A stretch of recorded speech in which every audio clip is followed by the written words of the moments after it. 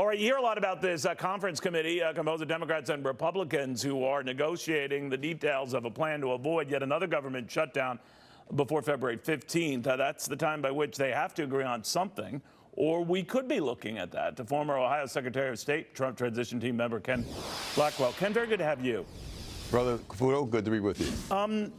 The talk is here that the president really doesn't want to budge on that $5.7 billion wall figure, but that he's more flexible than he lets on. Do you have any idea how low he would go on a wall? Well, let me just say that trying to predict Donald Trump is a very dangerous job. I would say that my recommendation to the president is that he play small ball here. And by that I mean he needs to keep this defined as a matter of border security. If he does that and he talks about 230 miles of wall at a cost of $5.7 billion, he can pull the trigger on the national emergency. And I would hope that the governor of Texas would in fact actually precede him by saying that Texas has a problem on the border.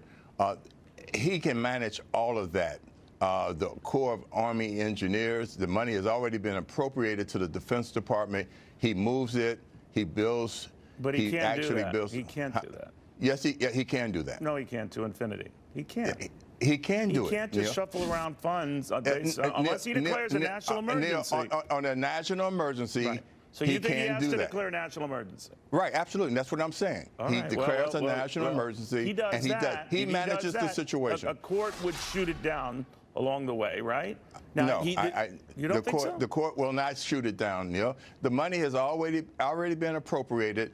That's why I think the fail-safe here is if the governor of Texas basically says he has an emergency on the Texas border. All of this is within the lines, and there's no radical departure, no making up something out of whole cloth. He controls the situation. Do you think he should devote his entire State of the Union address to this issue?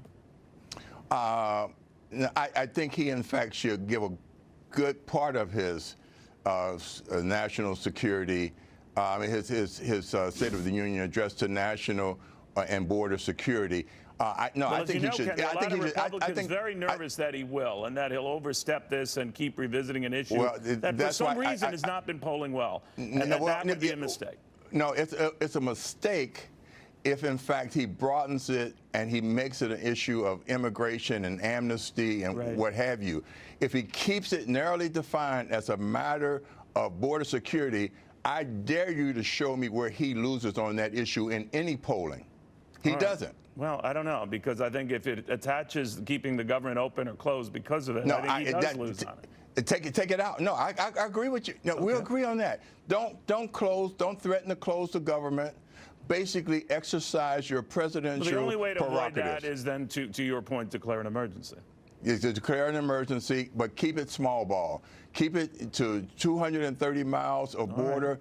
Keep it to an area where the governor has basically concurred that there is an emergency, and this can be done. Leave it to Congress to go to the bigger picture and deal with, over a longer term, immigration reform. All right, we'll see what happens. Ken Blackwell, it's always good catching up with you. All right, Neil. God bless. Stay warm, my friend. Ken Blackwell, the former Trump transition team member.